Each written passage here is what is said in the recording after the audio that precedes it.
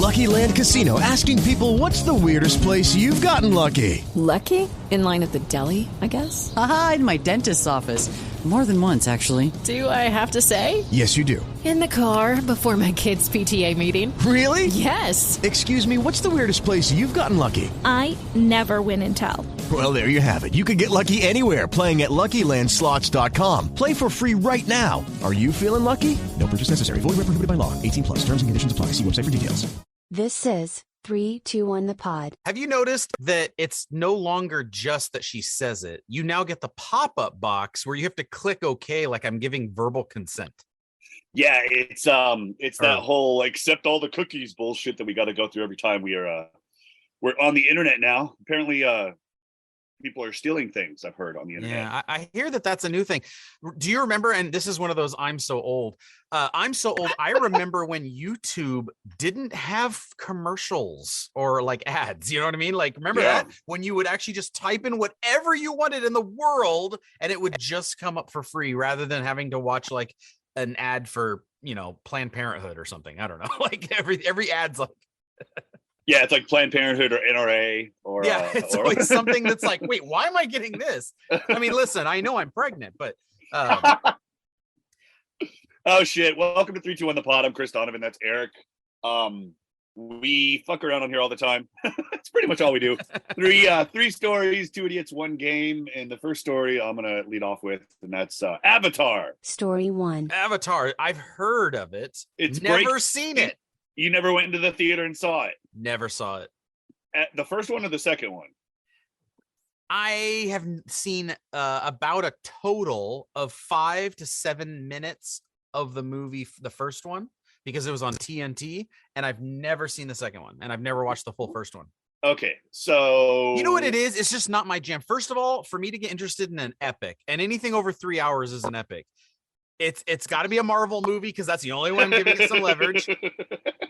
Or it could be The Godfather. But like outside of that, I typically don't want to be a 3-hour movie, right? So when you're going like Star Wars, well, it's like 250 or something. Believe me, when we came on and talked about Star Wars, our first thought was, hey, what if they trimmed that by 15 minutes? Because you haven't let me talk about Avatar yet. Okay, so let me hear it.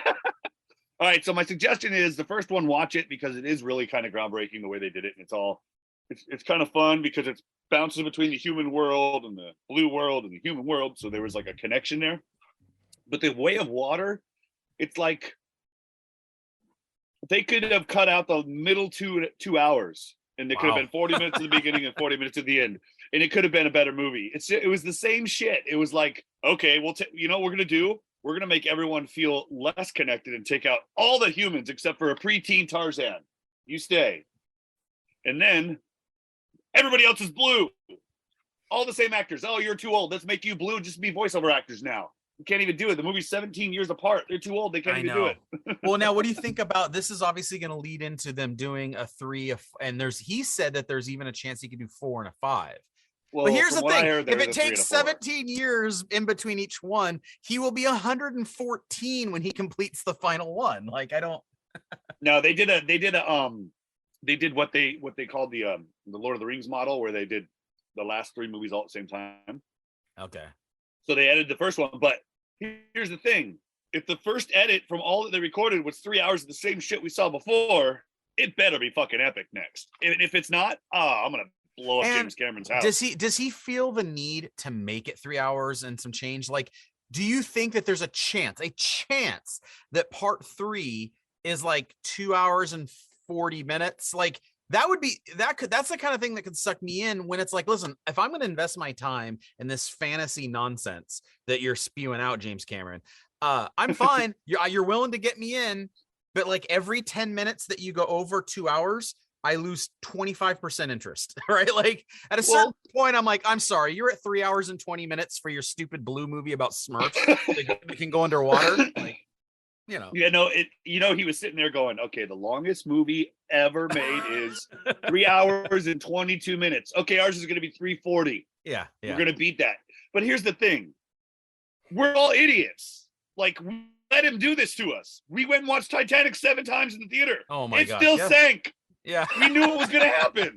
What are we doing? Like, why? I did. I went and saw Titanic. Titanic. I saw Titanic, but you're absolutely right. I saw Titanic a bunch of times, and here it is. You know, it is. It's an ego thing. Similar happened to Lucas when you need George Lucas to have an editor who's a third party come in and edit it, right? James Cameron someone needs to go tap him on the shoulder and go, James, you've done a marvelous job spending the last 8 years filming this one freaking movie. Step aside. We're going to edit it down. We're not going to edit it down to an hour and a half. I get it. This is a big movie. It should be longer, but we're going to do everything possible to get this in where 2 is the first number.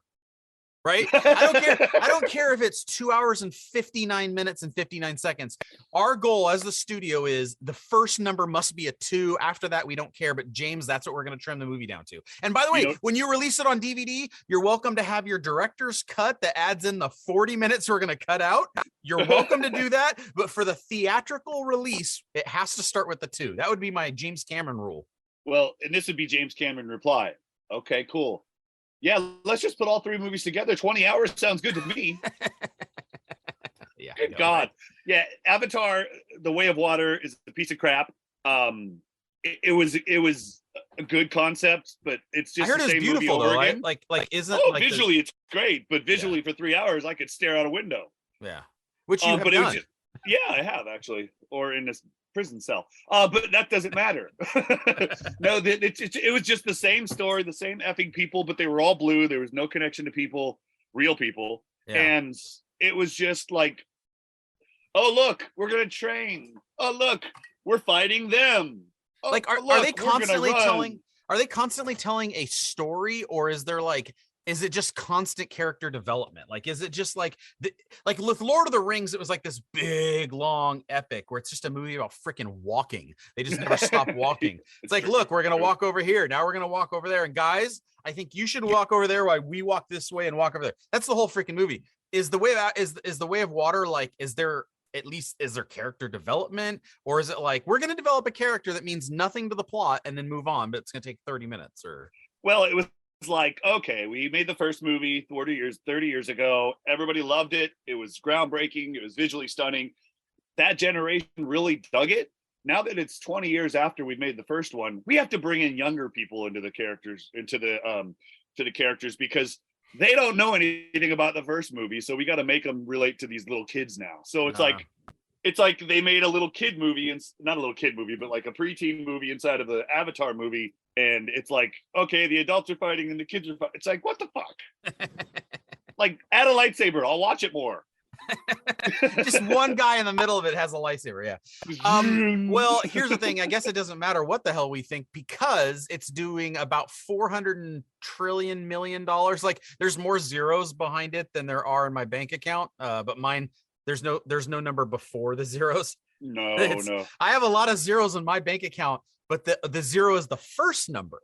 And the second and the third and the third and the fourth, and then there's at the end you got 27 cents and you're fine. But no, it's a decimal point. It's making all the money, and I think the other reason that this is bad news. I mean, it's good news for the movie industry. It's bad news because now, if he didn't have a big enough ego or head, now James Cameron Avatar Part 3 is going to be 9 hours and 22 minutes because his ego is so big. He's like, well, I'm going to make a 7-hour movie. I'm going, there's no one to constrain him. There's no one to bring him in.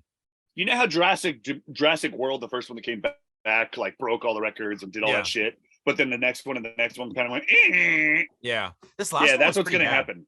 This last it one was okay, but I didn't like it. It was a dinosaur movie. To be fair, I was watching it on a plane, so you know how it is when you watch on a plane. You're only kind of half watching on a plane. But I didn't really. I was like, man, this is a boring freaking movie. I'll be honest. I probably won't go see Avatar 3 in the theater for a month or so after it's out. Yeah, well, it won't make as much money. Yeah. Well, it's kind of hard to make as much money as all of the money, which is what they made this time. There's no money left. And by the way, how many and who, if he takes a long time to get this out, we don't even know what the technology is going to be. Right. Even if he releases this 4 years from now or 3 years from now, the next one, the technology might be listen, movie theaters might be gone at that point. Movie theaters might not even exist. We might be watching this where we stream it into the back of our eyeballs and we don't actually go to a theater at all. It's just I wish they had that. That'd be kind of fun. Yeah. I'd get that surgery. Yeah. Widescreen TV in my eyes. Oh man. Well, Avatar, there it is. I don't think it's going to do as well for the third one. And if it does, James Cameron, stop making movies. Yeah, or just like, I don't know, make something else. He's going to make Pompeii, and we're going to be like, oh, cool, the volcano exploded. All right, I'm ready for story 2. Story 2. What do you got? Okay. Chris, we in another podcast that we did called Bad Ideas, which was a really fun. I love doing that one. That was fun. We came up with this concept of going to a funeral. Remember, it was like you'd hire us to go to a funeral. And I can't remember the exact concept of it. It was something like where we showed up at a funeral and caused problems at a funeral. Oh, like funeral, like let me look it up. But yeah, it was like Wedding Crashers, but it was like funeral. Okay. So because this story got me thinking about that. I really love that bad idea that we had. But this is a guy who, I don't know, maybe this is ego, or maybe this is just someone who's just having a really sad life. But he did something that I don't think his friends are ever going to forgive him for. You see, a man faked his own death just so he could see who would attend his funeral. It says, a Brazilian man sparked the outrage of friends and family after he faked his death out of pure curiosity to see who would attend the funeral. An experienced master of ceremonies for various kind of events, the 60-year-old Baltazar Lemos conducted hundreds of funerals, some of which had been attended by as few as 2 people, others by as much as 500. He had been thinking about how many of his friends and family would actually pay their respects if he ever died. So he decided he'd fake his own death and find out for himself. So on January 10th, he posted an ominous message on his social media announcing that at the beginning of this sad afternoon, Baltazar Lemos left us. More information coming soon, like a PR release. A day before, he put his own PR death release out. Yes, he put his own PR death release because he's like a minor celebrity, like in the area, like a C-level celebrity, like a local like guy. It's like the equivalent of like your local weatherman kind of thing. A day before the photo taken in front of the Albert Einstein Hospital in Sao Paulo had been posted, implying that the ceremonialist had been admitted there, so everyone assumed the worst. Basically, he planned this where he took pictures standing in front of a hospital and then posted it saying, I'm going into the hospital now. And then there was this PR release that he died. Well, his family was stunned by the announcement as no one had even knew he was sick or thought he was sick. People were calling and asking and wondering around. They were sharing it on social media, and it says people started sharing the news of his passing, and they started paying their respects in the comments and asking about the cause of death, and no explanation was given, but instead the time and the place of a funeral was given. Well, on the 18th of January, friends and family of Baltazar gathered in a small chapel in Curitiba, Brazil, where they expected it to be a funeral. But at one point, Balthazar's voice started recounting his life. So here's the thing. This is how much ego this guy had. He recorded a video where they're playing it and he's overdubbing these moments from his life. Okay. This is James Cameron again? No. Okay. So this is the best part. It says, as some of those in the attendance started crying, thinking it was something that he had recorded while he was sick and before he died, the altar doors opened and he stepped out in front of everyone. As you can imagine, the best way to describe people's reaction is confusion. Some people started crying. Other people just had their mouth open. A couple of people fainted. But he explained that he faked his death just to see who would show up. And it didn't go as planned. I guess everyone started shouting at him. Okay. And this is a quote. So there's a bunch of quotes. I won't go through all of them, but my favorite one, just because it's like people were pissed. This is from his aunt. Oh, God. Hey, what can you say? You get whatever you wanted, Balthazar. You drew attention to yourself and all the groups of all the event photographers and all the people that are now talking about your death, and everyone was mourning just because you wanted to play a joke. I think you're a sad, pathetic human. That was his aunt saying that. So, Chris, well, I mean, come on. He did fake his death and everybody showed up, but was it everyone? Oh, but here's the thing. How many people are showing up to the next one when it's like really his death, right? Oh, none. But my question is, was Tom Sawyer there? Was Injun Joe there? Was this Huckleberry Finn's death? Like, is this what this is? Because I remember reading that book in high school. No, but that's true. That's right. When they wanted to see their own deaths, but that's like, okay, it's one thing just to fake your own death, but like this guy took pictures in front of a hospital. He recorded a funeral video. He organized a funeral. You don't just I was going to say, did he pay for the funeral himself? Like, who paid for the funeral? He probably had to pay at least to rent the church and just threw it on as like an event, or maybe Wouldn't the church was in on it. Wouldn't his parents and his family be like, oh, we got to get this together because no one else is going to handle it? Okay, right. That, and you're raising the exact question I had, Chris. What I want to know is, let's say you're the mother and father of this young man, and you just, how did everything, do you ever wonder, how did all this get planned? Like, you're walking into the church on the day of the funeral and you're like, hey, Carlos, did you do this funeral? No, Martha, I didn't do this funeral. Did you? No, I didn't do it. Who the hell set all this up and did all of it? Like, someone had to plan a funeral and someone had to do all of this stuff. Did no one ask? None of the family members ask, like, so how is this being paid for? Who's doing all the plan? Like, my mother-in-law just recently passed away, and what my wife and her sister and her brother and her mother all had to do was just like days and days of paperwork and setting things up and like transferring bank accounts and the funeral planning and everything. Like, did the immediate family really just show up going, well, I don't know who planned this, but this is looking pretty good? Like, how stupid can they be? Well, I mean, when the smoke started and the big head came out, it was like, don't look behind the curtain. They all felt comfortable. Oh man. And then this is pretty unforgivable, right? Like, this would be a hard thing to forgive, because it's not like you just faked it and like said, ha ha ha. You literally basically came out and admitted, I did this because for my ego, I wanted to see who would show up. But I also think, as the parents entered the funeral separately, and saying to themselves, man, I wish I would have talked to him within the last 20 years. He probably didn't have a whole lot of friends. Yeah, well, but I guess it was a full packed house, but I don't think it will be. And anybody can pack a McDonald's. Yeah, and just the last thing he said it took him 5 months of planning. He said he had the idea 5 months ago, and he started the process of doing all the planning. So this was like a pretty. And it said all his apologies have fallen mostly on deaf ears after the people had learned he was that he had a mother who was wheelchair bound and in her late 80s who could have had the heart attack on the news of his death, that he never, and all of his friends and family claim that no, they were not told, they were not in on it. They were like, they knew nothing. Even his mother and his father didn't know. And she didn't have a heart attack when he came out and said, surprise! Surprise! Hey, everyone thinks this is really funny, right?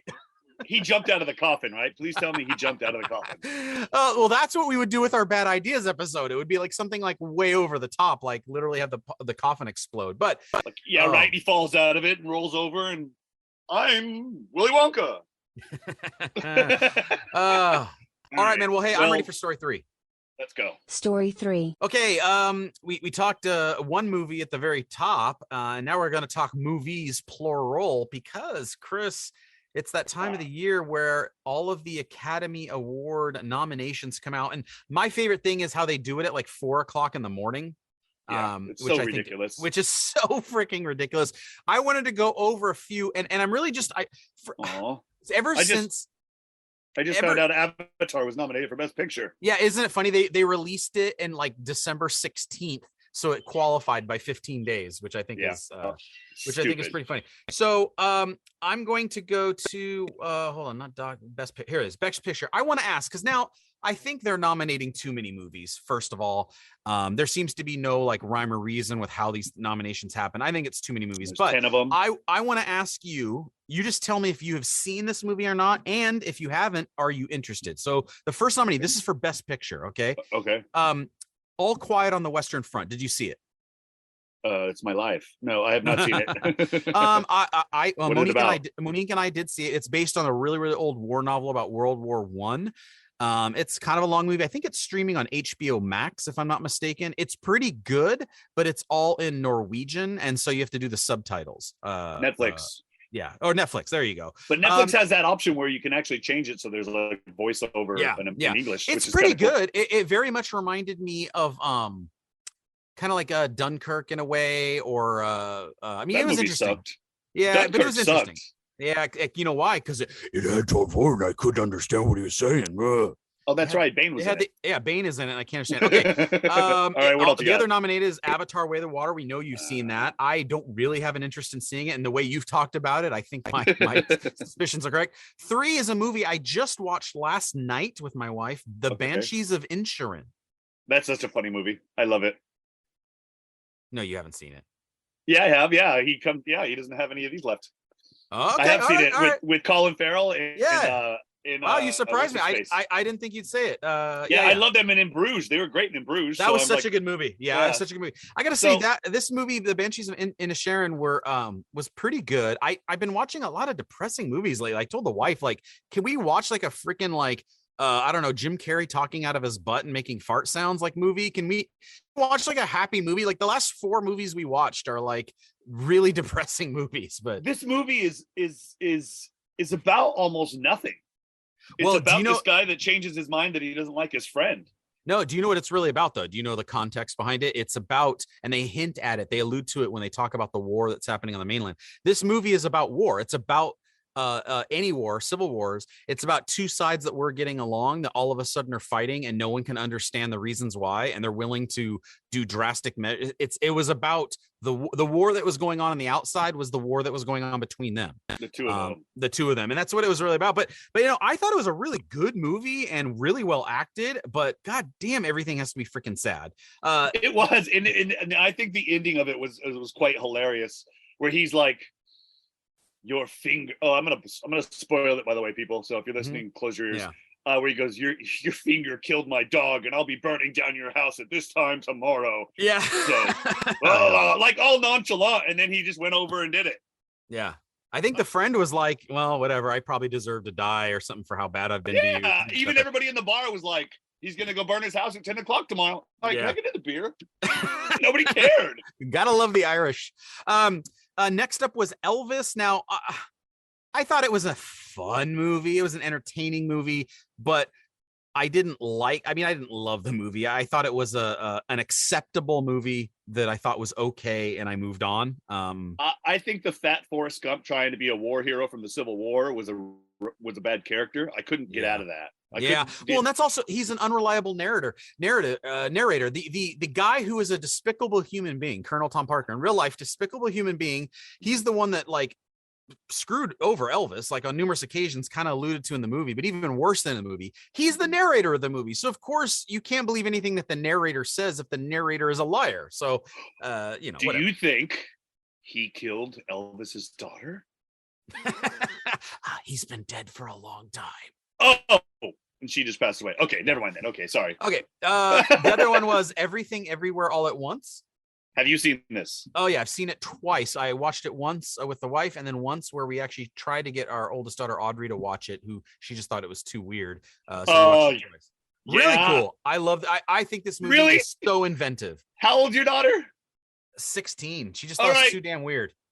All right, let's go watch some guy put a butt plug in, babe. Let's go. Come on. That was Evelyn was watching it on the plane, and I fell asleep, and I woke up and they were fighting with dildos. So at that point I knew I had to watch it again. Well, I will admit that in that particular scene, which I forgot was in the movie until I was watching it, and no, I forgot, and then about 1.2 seconds before that scene like is happening, I immediately, like, this rush of information comes in. I'm like, oh my God, there's a dildo fight coming. And I'm like trying my best to be like, son of a gun, I can't find the remote. I can't find like anything. I'm like, oh man, I felt like a horrible father. And it started gnarly. Gnarly. You hear that? That's a train. There's a train running behind me right now. Oh, look at train. They come in every half an hour in the morning, 2:30, 3, 3:30, 4. But yeah, Everything Everywhere All at Once. Good movie. It's won a lot of awards already. It takes a second to get into it. I like that it's so freaking unique. Like I like that it's like a weird ass movie. Like that's kind of cool. This is the Spider-Verse movie. The one that was Miles Morales. Yeah, this is that version of a movie. You know what I mean? How way different it was from any other Marvel movie or cartoon or anything. Another movie that we just watched 2 nights ago, we were able to stream it, by the way, pretty good streaming copy available online, just saying, The Fabelmans, the Steven Spielberg movie. Now, here's what's really interesting about this movie. I liked this movie a lot. And I think Okay. it affected me. Like, you know how like when you watch a movie, especially if it's an emotional movie, sometimes you get like affected by it. Yeah. This is what I mean about we've been watching a lot of sad movies. This movie is basically Steven Spielberg telling you exactly what happened to him when he grew up, but yet Going into movies? he's using fake characters to do it. But this is the real story of what happened with his mom and dad. This is the real story of himself. This is the like, in the end, you know, he meets the famous movie director John Ford. That was like a real meeting that happened. And like, he basically is telling you his autobiography, but using fake characters to tell it. So when you watch the movie, just realize that you're watching Steven kind of get out a lot of emotional stuff, because it's about the disintegration of his parents' marriage. Oh, You know what I mean? Like, it's Yeah. really depressing. Yeah, it's really depressing, but like really well done. Seth Rogen plays a serious role of like a Jewish engineer who's like super like nerdy Jewish, like pushing the nerd glasses on, and is he selling pickles he's selling pickles. again? That's what he did in his. Did you ever see the pickle movie? Yeah, I did. It's funny. But anyways, pretty good movie. Definitely worth seeing, but just kind of depressing because but it's really well done. I like that movie. I'm kind of rooting for it a little bit. The next one up is Tar. Have you seen Tar? Tar. I have not, but I've heard about it. It's about the concert conductor or something, but it's like 3+ hours long. Exactly, which is why it's one of those ones that if this movie wins, then I'll seek it out and try and watch it. If it doesn't win, it's one of those I'll see it 10 years from now when I'm like I catch it on its own. You're flying continent to continent. You're like, I got 7 hours. Screw it, I got 7 hours. Yeah. Next up was a movie I really enjoyed. I know you haven't seen it because you haven't seen the first one. A surprise nominee, Top Gun Maverick, which I gotta say, I have seen fun. You did see it. I did. I loved it. We watched the original. And then I paused it when they were playing volleyball. Ew. No, I'm just kidding. No, I watched. We watched the original. You paused it and watched really carefully when they were playing volleyball. Well, my wife wanted me to for some reason. No, but I watched the first one. It was okay. Nothing special. I didn't watch it forever. It's a cultural thing, right? It's like you had to have had I had that to part. watch It's it. like, you know what it's like? It's like The Princess Bride. If it was part of your childhood, it's a really important movie to you. If it's Top not, Gun Maverick, though, it was good. I liked it. I thought it was super cool. Yeah, and I think that I think that if Tom Cruise is ever going to win an award, this has got to be one of the closest ones. Question: do you think he died in that? In the beginning, the character Maverick, he died, and everything after that was a fever dream. I can only hope so. Okay. Well, anyways, here's one that I have not even heard of. It's called Triangle of Sadness. Have you heard of this one at all? No, I'm going to look it up right now. But what is it about? Don't know. Have no clue. I don't even know the people in it. The other movie that was nominated is a movie called Women Talking, which, hey, great job, people who name movies. Way to get a bunch of men interested to go see a movie. Hey guys, Really? I'd like you to go see a movie out there. It's called Women Talking. And every guy in America is like, nope, not for me. Not interested. You might as well have just named it Sandpaper Lined Vagina. Like, I'm not going to. Like, I don't know what is a more turn-off thing that you could name your movie besides Women Talking. Hey, guys, would you like to watch 3 hours of a bunch of dramatic women talking to each other? No, I would not.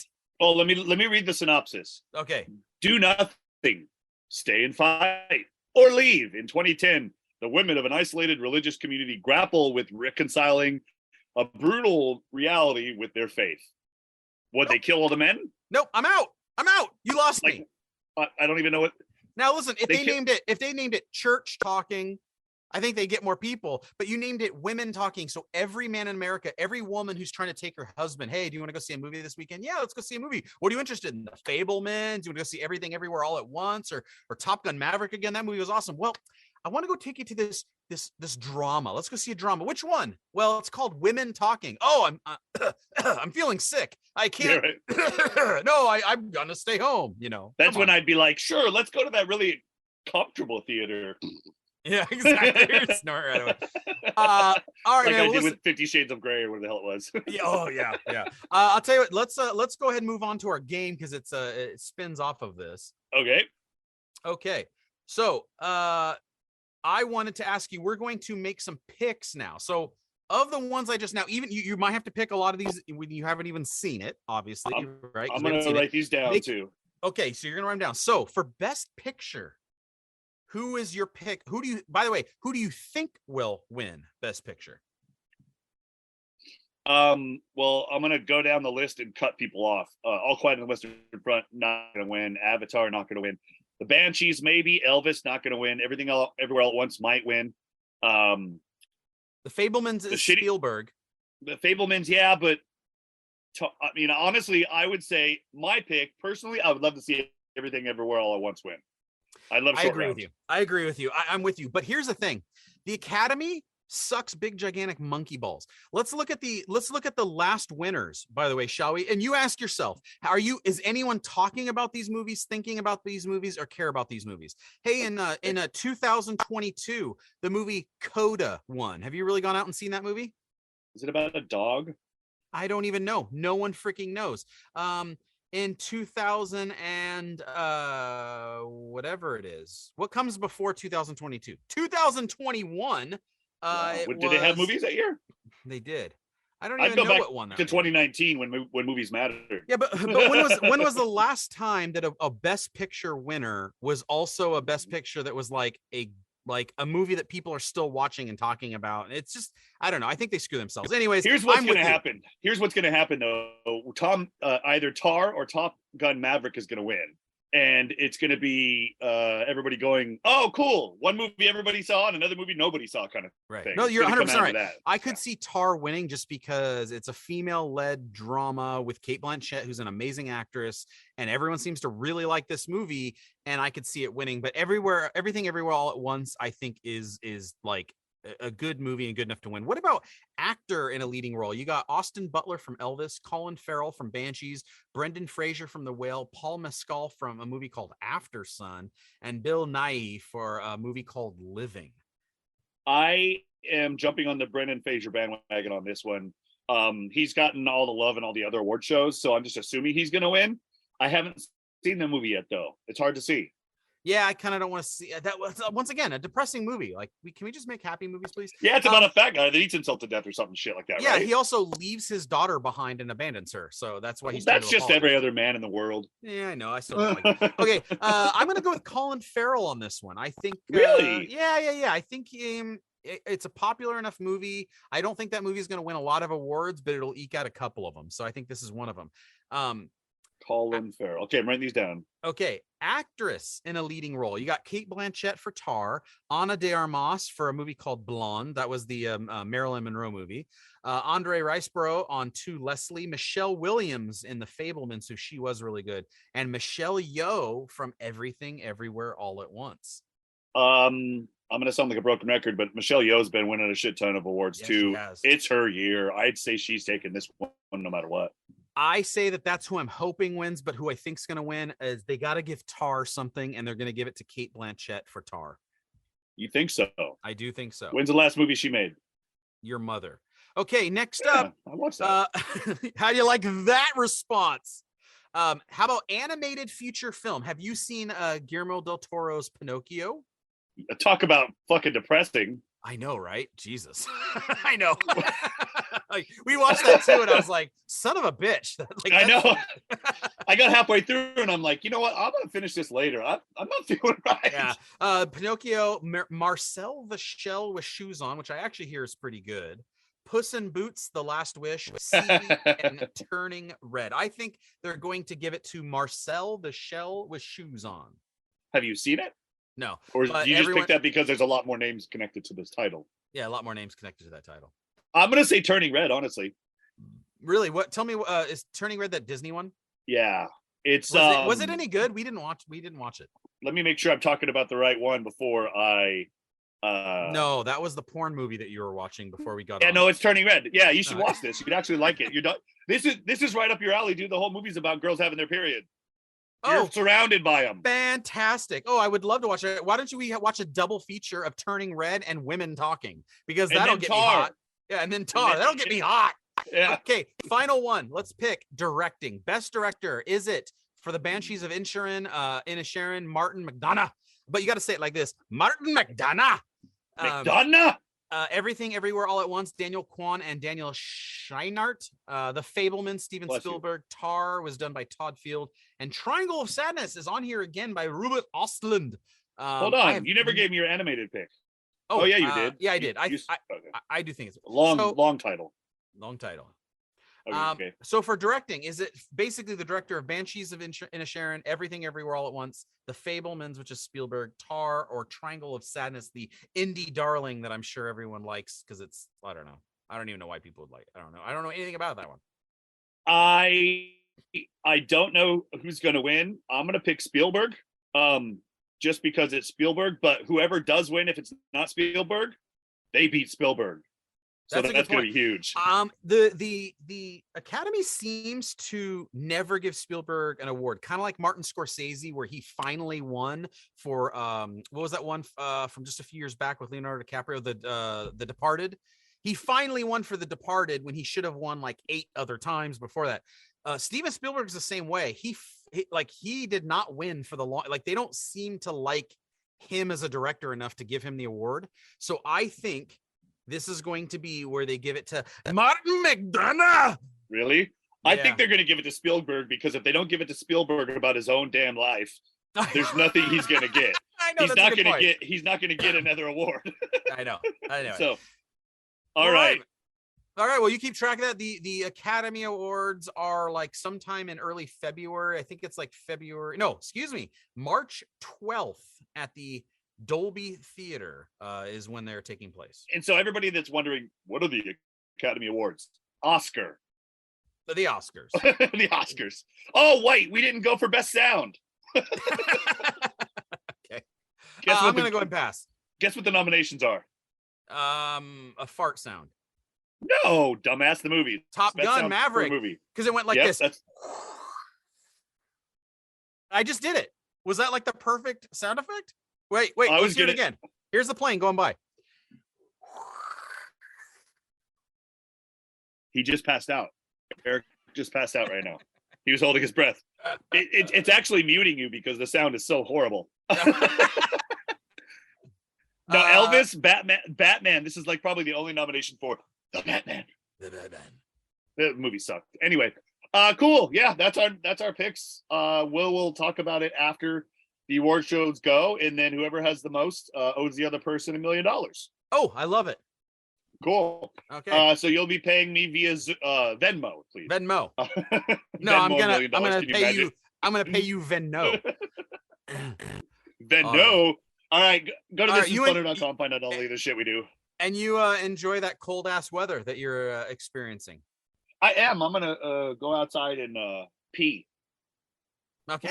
I'm gonna go to my nice warm bathroom and pee. Oh, you jerk ass. All right, man. I'll catch you later. Later. Thank you for listening to 321 the Pod. Don't forget to subscribe, rate, and leave us a review. See you soon. Lucky Land Casino, asking people, what's the weirdest place you've gotten lucky? Lucky? In line at the deli, I guess? Aha, in my dentist's office. More than once, actually. Do I have to say? Yes, you do. In the car before my kids' PTA meeting. Really? Yes. Excuse me, what's the weirdest place you've gotten lucky? I never win and tell. Well, there you have it. You can get lucky anywhere, playing at LuckyLandSlots.com. Play for free right now. Are you feeling lucky? No purchase necessary. Void where prohibited by law. 18+. Terms and conditions apply. See website for details.